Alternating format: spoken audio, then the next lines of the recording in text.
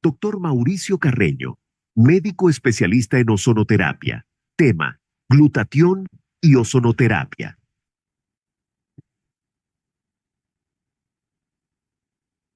Muy buenas tardes. Es un honor poder estar aquí compartiendo información con ustedes. Gracias a la universidad que obviamente abre estos espacios que son importantísimos. Obviamente al corporativo que tuvo la opción de pensar en que esta información era importante para todos ustedes.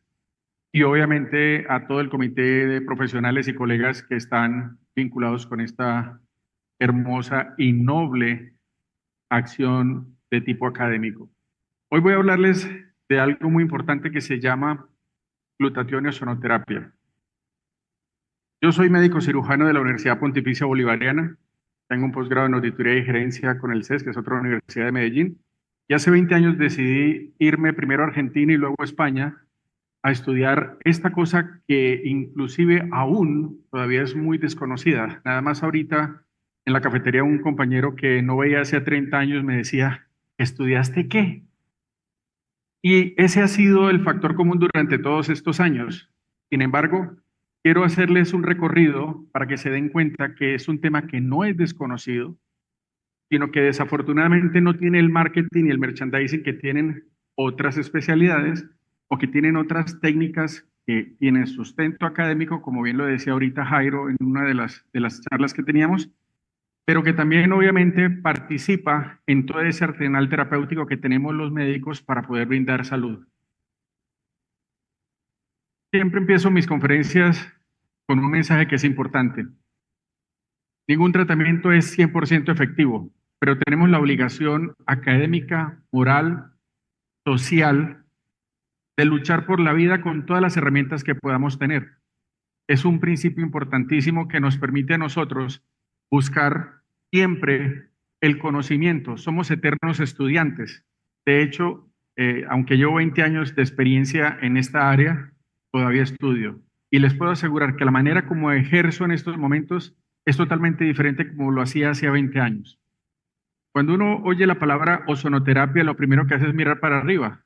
Y efectivamente, el ozono, esa hermosa capa que tiene el planeta, que mide de 3 a 5 milímetros y que es responsable de que haya vida en el planeta, es algo que es dinámico.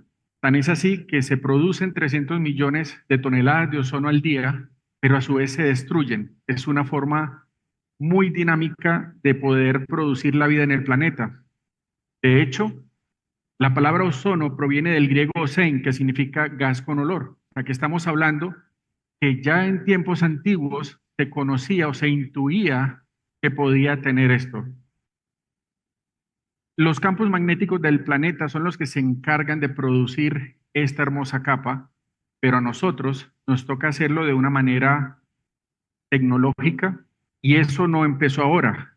Muchas veces cuando se preguntan si es nuevo, empieza uno a decir sí, es un tratamiento que empezó en 1840, como van a ver ahorita, pero que además es importante porque esta capa, aunque nos protege, tengamos en cuenta que los rayos ultravioleta llegan inclusive hasta un 95% a la dermis. ¿Y eso por qué? Porque uno todavía ve personas que se exponen al sol de manera muy prolongada y eso puede significar algún cambio en su vida. En 1785 ya se data el primer registro de que se empezó a oler algo raro cuando alrededor de las máquinas se producía, cuando habían purificaciones de agua principalmente, se producía un olor raro. Y en 1840, 55 años después, el doctor Christian Friedrich Schoben, un químico alemán, es el que lo llama por primera vez ozono como tal. Y es el barón Werner von Siemens en 1857, perdón, que crea el primer aparato rudimentario para producir ozono de manera artificial. ¿Esto por qué es importante? Porque inclusive hoy en día, aunque en 1870 empiezan las publicaciones para el manejo de purificaciones de agua, hoy en día todavía hay ciudades alemanas que tienen equipos de ozono para purificar el agua de sus ciudades. Y es así como el doctor Lender empieza a hacer publicaciones en este tipo de campo, purificaciones de aguas. El célebre doctor Pasteur, en 1871, ya hablaba de que inhalamos patógenos y que el ozono los quema o que puede eliminar toxinas.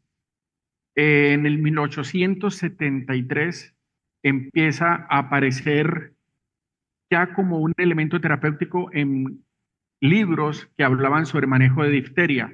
O sea, estamos hablando de un elemento terapéutico importante. Ahora, todo lo que en Europa se producía, todo lo que en Europa se generaba como conocimiento académico, indiscutiblemente tenía su reflejo en Estados Unidos.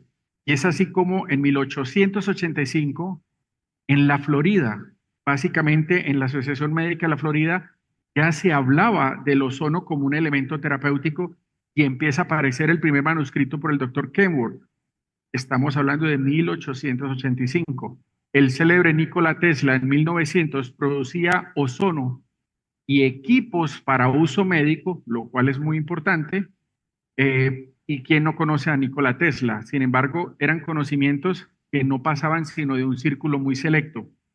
En 1920, en el Colegio Médico de Chicago, inclusive también se impartía academia en este campo, como enseñar pediatría, como enseñar ortopedia, como enseñar cirugía. Y es un elemento totalmente importante el hecho de que en 1930 empiecen a aparecer equipos y elementos que puedan soportar el ozono. Recordemos que el ozono es el segundo elemento más oxidante, y empiezan a aparecer palabras claves, en el planeta después del flúor. Ahora, como diría mi gran amigo Eduardo, no falta el que se tire en la batique cuadros. En 1933 aparece un director de la Escuela Americana de Medicina, el doctor Simmons, el cual promueve que todos los tratamientos que no estén directamente avalados por la FDA y que obviamente generen un respaldo, entre comillas, científico, sean frenados. Y eso crea en Estados Unidos un parón muy importante que hasta los últimos 5 años no se ha venido a poder sortear, y eso basado en demandas por el derecho a la vida. ¿Por qué? Porque sencillamente no es negocio que el paciente se cure. Y es un tema que es bien importante. Sin embargo, en el resto del mundo siguió avanzando la parte académica. Y es así como en Francia, en 1934, entre el 34 y el 38, ya aparecen estudios con el manejo de fístulas, de colitis ulcerativa, y en 1935 aparece el primer artículo en la Sociedad Quirúrgica de Berlín, Dr. Edwin Fire. Es muy importante porque la colitis ulcerativa hoy por hoy todavía sigue siendo una patología de difícil manejo y aún con un arsenal farmacológico bien grande, no tiene una solución. Simultáneamente, la Sociedad Francesa de Radiología también publica otra monografía sobre el ozono en terapia. Estamos hablando de 1935. En 1950, el doctor Hansler crea el primer generador de ozono para uso médico. Recordemos que solamente se utilizaba para purificación de aguas. En 1953, el doctor Wolf crea la primera escuela en Alemania que enseña ozonoterapia de forma académica y consensuada. De ahí se empezó a expandir por todo el mundo, lo cual ha generado que hoy por hoy muchos de los países donde se encuentran profesionales como yo ejerciendo esto, podamos hacerlo por una sencilla razón, porque funciona. ¿Y por qué funciona? Porque sencillamente hay ciencia detrás, aunque no todo el mundo la conozca. En 1954, el doctor Wenley Steinbach crea la automoterapia, que es una de las formas más populares de hacer ozonoterapia, que ha ido evolucionando y que hoy en día, pues si bien es cierto, todavía está, ha sido desplazada por otras técnicas que les voy a comentar más adelante. En 1970 ya se crea la Sociedad Alemana de Ozonoterapia. En el 78 llega la primera unidad de España y ustedes se preguntarán por qué es importante esto. Porque empieza a difundirse de país en país. En el 79 el doctor Wolf crea un libro que sigue siendo muy importante, pero en 1984 aparece en escena el doctor Belio Boch. El doctor Bocci ha sido considerado como el padre de la ozonoterapia moderna. Sin embargo, cada vez hay científicos que han tomado las banderas del doctor Bocci. Tuve el honor de poder compartir con él en Madrid, en el Colegio Médico, donde absolutamente hermosa su capacidad de dar conocimiento de manera generosa. Y eso hace que en el 84 se cree la Sociedad Científica Italiana en la Universidad de Siena. En Argentina, saludo para mi querido Eduardo, en 1996 y se convirtió en un faro para toda Sudamérica. De hecho, por eso yo soy formado en ozonoterapia en primera instancia con ADELO, que es la Asociación Argentina del Ozono, con la cual tengo una gratitud enorme. En 1999 se crea la Asociación Internacional. Cada vez se expande más, atraviesa las fronteras de los países y las barreras del tiempo y se crea la Asociación Española de Ozonoterapia en el 2009. Muy importante, de la cual tengo el privilegio de ser parte y de estar en la junta representando a los médicos extranjeros. Ahora, la pregunta del $1.000.000, ¿qué es la ozonoterapia? Hay siempre una discusión, a veces basada en el desconocimiento entre si es una medicina alternativa, si es una medicina holística, es una medicina de nuevas tecnologías, porque como bien lo dice Jairo y todos los ponentes que han estado aquí, la medicina integrativa lo que busca, más que llevarnos el crédito de decir a este paciente lo curé yo, es cómo puedo sumar, cómo puedo llevar bendición a las personas que tienen la confianza de buscarme como profesional de la salud. Y la ozonoterapia es utilizar 3 moléculas de oxígeno. Es una forma triatómica alotrópica, que para los que no son médicos aquí quiere decir que es una forma inestable. Es muy común que la gente diga, doctor, ¿dónde puedo comprar una bala de ozono? Y la respuesta es simple, no puedes. Porque el ozono se produce y se utiliza de manera inmediata para poder lograr un efecto terapéutico en el cuerpo. Es de las primeras, por no decir que la primera, con el bagaje que les acabo de describir, terapia bioxidativa. ¿Qué quiere decir una terapia bioxidativa? Donde se produce un estímulo, una señalización a nivel celular para activar estas vías del estrés oxidativo. Llevamos todo el congreso escuchando la palabra estrés oxidativo. ¿Les parece? Ahora, ¿qué impacta? Justamente esas especies reactivas del oxígeno, como es el anión superóxido, el peróxido de hidrógeno, el monóxido de nitrógeno, el ácido hipocloroso, y actúa en los ácidos grasos, que son las pufas, y también en el 4-hidroxitrasnonenal y en el malonildialdehído. Yo sé que esos nombres suenan como raros, sobre todo para los que no son médicos, pero no son otra cosa que parte de todo ese andamiaje a nivel celular para poder obtener energía, porque resulta que cuando una célula toma oxígeno y toma glucosa y lo mete a esas pequeñas centrales termonucleares llamadas mitocondrias, lo que hace es producir energía, ATP, ADP. Ahora, toda producción de energía tiene un desecho que se llaman radicales libres, otra palabra que ha sido muy utilizada durante todo este congreso. Pero nos preguntamos por qué funciona el ozono. Simple, porque es capaz de reaccionar con sustancias orgánicas e inorgánicas oxidándolas. O sea que actúa en partículas que tienen enlaces dobles y triples como son las proteínas, como son los aminoácidos, los ácidos grasos insaturados.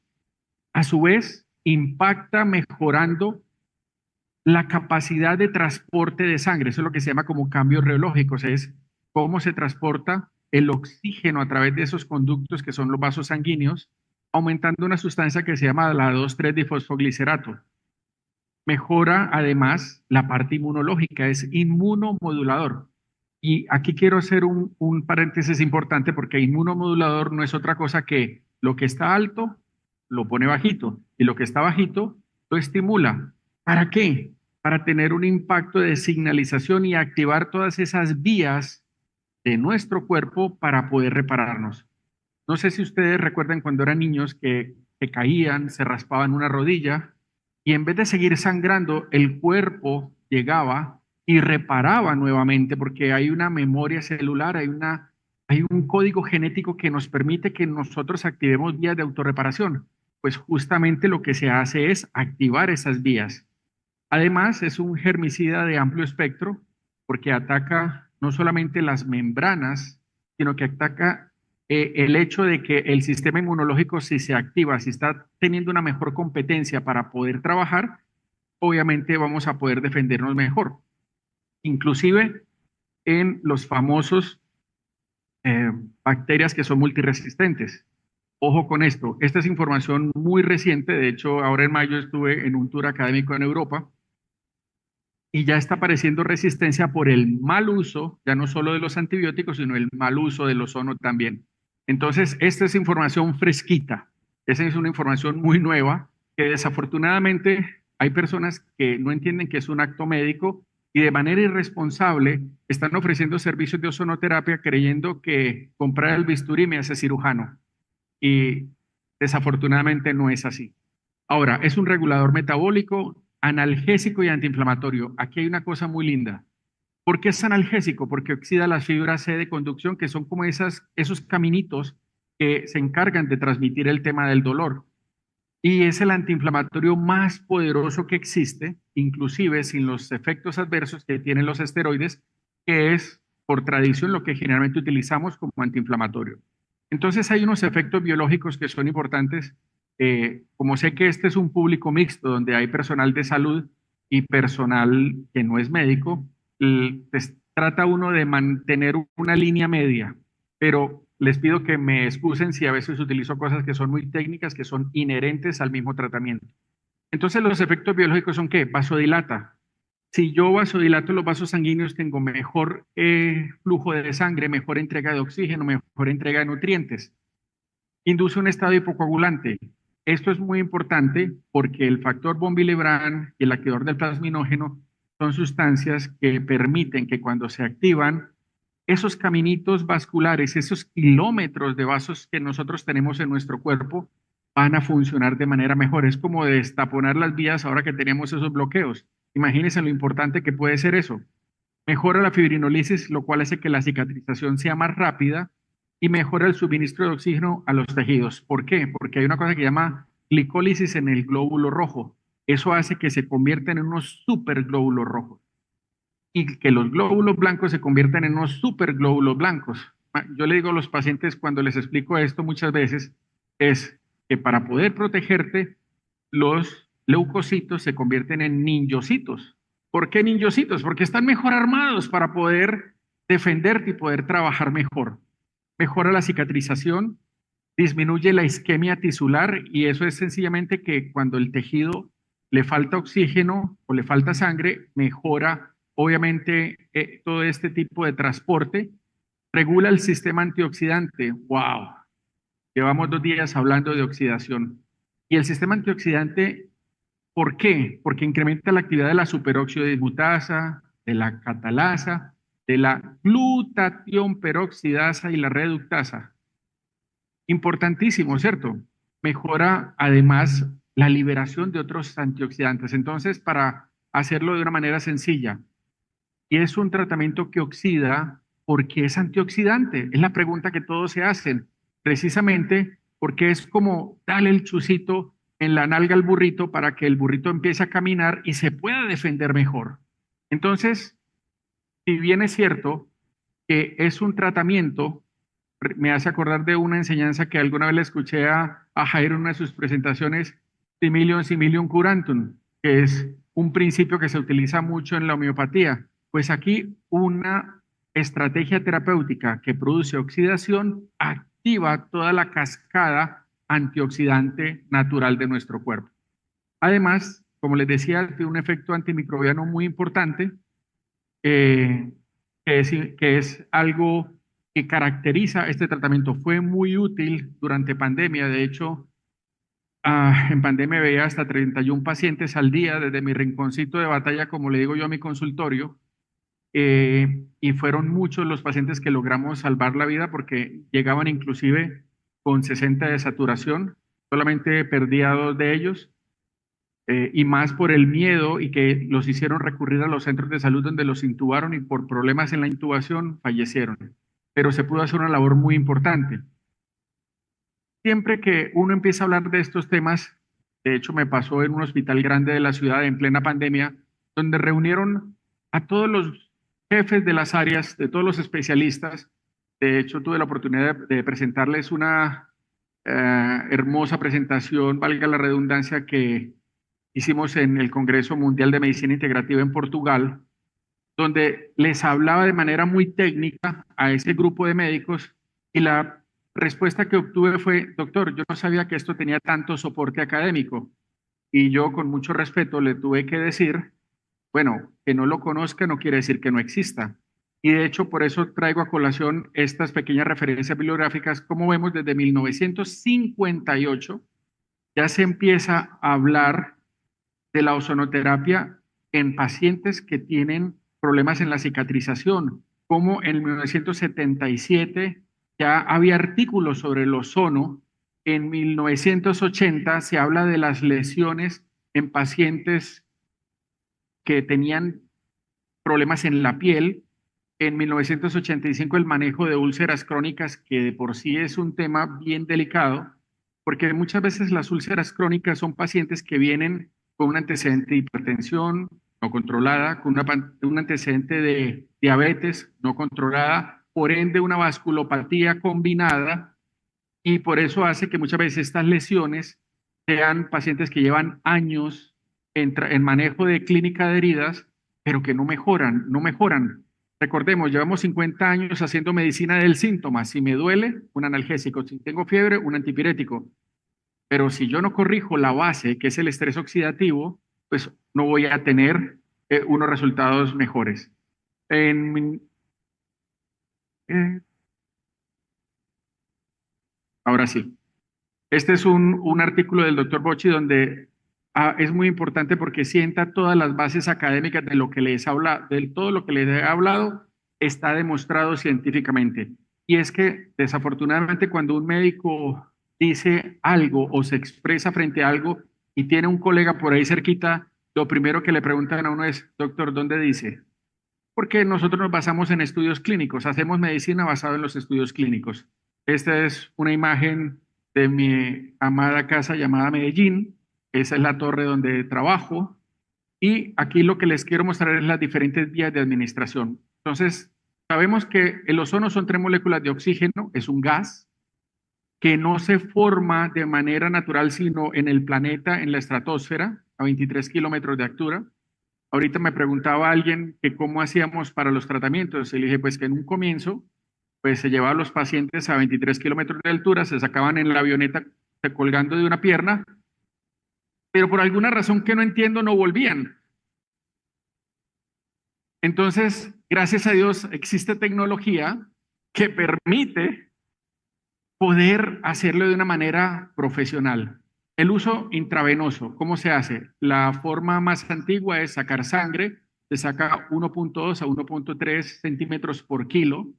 Es muy importante hacer esta aclaración porque a veces me he encontrado personas que, sobre todo la gente que viene de otros países, de Estados Unidos, donde más es mejor. No, sáqueme 500 centímetros. No, no, no es lo que usted diga, es lo que académicamente se necesita para su bienestar. Se ozoniza y se le devuelve al paciente. Recordemos que la dosis en humanos es de 20 a 80 microgramos por kilo de peso. Tiene que haber una precisión importante. También a nivel intravenoso, en Rusia se diseñó la solución salina ozonizada, que hoy por hoy es la técnica más utilizada y que es la más segura, donde ozonizamos una solución salina y la llevamos de manera segura al torrente sanguíneo. Está proscrito por el Comité Académico Internacional, del cual hago parte, y de la mayoría de los comités académicos a nivel global, de que se coloque el ozono directo. Sin embargo, sabemos que en algunas partes del mundo, para no entrar en polémicas, promocionan que se coloque el ozono directo con el riesgo de embolismo y con el riesgo de que nos deshagamos del paciente. Entonces, la idea es que el paciente se cure, no deshacernos de él. No se vale llevar la suegra. Ahora, también existe una vía subcutánea, una vía tópica utilizando una cápsula hipovárica o unas bolsitas especiales siliconadas, una forma intradérmica, intraarticular, y aquí quiero hacer un pare importante, y es que se utiliza mucho últimamente la terapia intradiscal que se conoce como discólisis con ozono. y de hecho Eduardo en la presentación hacía referencia de algo parecido, donde se utilizan factores de crecimiento. Eh, un amigo que es mexicano, que es el profesional que tiene una casuística grandísima en este tipo de manejo de manera comparativa, ¿qué es la discólisis con ozono? Cuando hay una hernia, cuando hay una protrusión del disco, 20, 30 años atrás, lo primero que decía el neurocirujano o el ortopedista, su especialista en columna, es preparen quirófano. Pero se cansaron de que cada 3 días estaba el paciente, doctor me duele, doctor me duele, doctor me duele. Y resulta que cuando tú haces una incisión y tienes que hacer obviamente una cauterización con el electrobisturí, se produce un proceso inflamatorio y esto hace que se forme una cicatriz como un queloide, que es una cicatriz gruesa. Cuando atrapa los nervios se conoce como columna fallida. En España, las estadísticas hablan del 51%. En Colombia, creo que ronda más del 60%. Entonces, hoy por hoy, tanto los neurocirujanos como los ortopedistas, en vez de exponerse a este tipo de tratamientos, columna fallida, y no fallida porque haya quedado mal operado, sino por el riesgo que hay de la fibrosis, entonces utilizan estos métodos mínimamente invasivos donde con unas agujas llegamos directamente al disco, utilizando obviamente equipos especiales de fluoroscopia, para poder llevar el ozono y que los proteoglicanos, que son esas sustancias que componen el disco, puedan reversar. Y hablar de la neuroplasticidad implica que las bandas de mielina, que son como el cauchito de los nervios, para que me entiendan los que no son médicos, puedan activarse las vías de autorreparación. Entonces es una forma muy importante hoy por hoy de hacerlo. Lo mismo que la vía rectal, que sigue siendo una vía de administración normal. Cuando llega un niño convulsionando a un servicio de urgencias, no hay quien le coja una vena. Entonces, como pueden ver, es una vía también que nos sirve. Ahora, hay indicaciones en muchas especialidades, como pueden ver ustedes ahí en la diapositiva, pero yo quiero que dar un mensaje muy importante. ¿Por qué muchas veces la medicina alopática no le da su valor a la ozonoterapia? Sencillamente porque está enfocada en una relación molécula-receptor y el ozono es un profármaco. Además, porque no es un negocio para las farmacéuticas, porque no se envasa, porque no se puede comercializar. Otra razón es porque los estudios clínicos multicéntricos versus los aleatorios que están patrocinados, aquí no hay ese recurso. La mayoría de esos estudios son patrocinados por los Quijotes u ovejas negras, como diría mi amigo Eduardo, que decidimos dar un paso al lado y que hay insuficientes publicaciones al respecto. Sin embargo, esta es la biblioteca de ozonoterapia a nivel internacional. Pueden tomar la referencia porque allí de manera gratuita van a encontrar que hay más o menos 3.672 estudios, de los cuales el 20% son sobre el uso clínico, hay un 20% que son estudios básicos y los otros son de un alto impacto académico, sobre todo en dolor del aparato musculoesquelético, de odontología, manejo de úlceras, dolor de rodilla y a nivel lumbar y efectos en el sistema cardiovascular. Y aquí quiero hacer un salto importante con lo que tenemos y es por qué la enfermedad cardiovascular es importante. Creo que más de 20 millones de muertes al año son una razón suficiente para pensar de que la enfermedad cardiovascular es importante. Y cuando miramos la base de estas enfermedades es el estrés oxidativo, empiezan los mismos vasos sanguíneos y allí nos encontramos con una palabra que se llama arteriosclerosis, que todos la conocemos, pero que casi nunca estamos bien relacionados. Y todo empieza de una manera sencilla. Cuando hay una disfunción de las paredes de los vasos sanguíneos, las lipoproteínas de baja densidad o el colesterol malo, como lo decimos muchas veces, entra y daña el vaso sanguíneo. Esto hace que el sistema inmunológico reaccione, se coma estas lipoproteínas y se formen los famosos espumositos. Estas células espumosas dañan y generan unas fibras y unas estrías en las cuales se empieza a acumular colágeno, elastina y empieza a haber una migración y se forma lo que conocemos como el famoso ateroma. ¿Por qué es importante esto? Porque cuando ese ateroma nos produce una obstrucción en los vasos sanguíneos, obviamente se produce el infarto. Y este infarto, y es detectado de manera temprana, sigue siendo la fibrinolisis una forma muy adecuada de manejarlo, También obviamente el cateterismo con la angioplastia, ya sea por una vena periférica y se deja una mallita que es el famoso stent. Pero cuando miramos que ese estrés oxidativo crónico acumulado de tantos años implica que hay una manera maravillosa de poder controlarla y es poder elevar los niveles de glutatión. Empezamos a mirar que si controlo el estrés oxidativo, obviamente eso va a impactar directamente en las enfermedades cardiovasculares.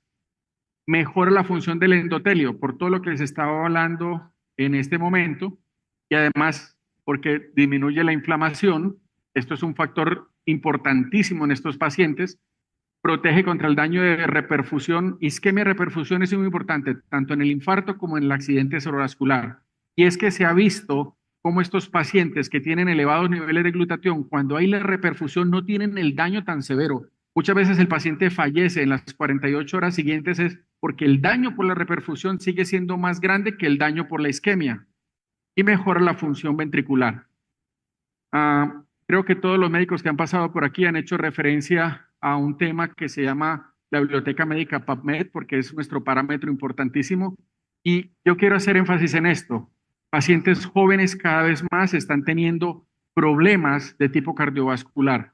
Y allí entran factores genéticos, la lipoproteína A, muchas veces factores extérmicos, químicos, la mala alimentación, hábitos nocivos, licor, tabaco, drogas, comida no saludable, falta de ejercicio físico, esos famosos vapeadores que entró como una forma inofensiva, hoy por hoy están produciendo un daño nefasto en nuestros pacientes jóvenes sobre todo. Entonces, cuando a mí me hablan de azúcares policíclicos, generalmente digo, eso no significa nada para mí, pero ¿quién no ha ido por el aeropuerto y compra una cajita de esto para llevarle a sus niños? Nitrosaminas, los asados, los encurtidos, los embutidos, las grasas saturadas, los conservantes.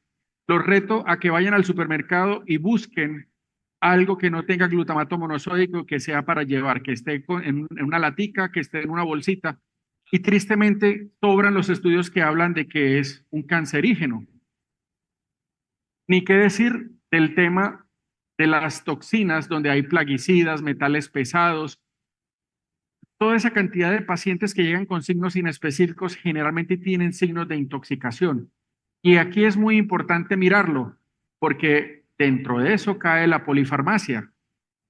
Los colegas que están aquí no me dejarán mentir, es muy común que uno reciba pacientes tomando 20 pastillas al día, pero muy enfermos.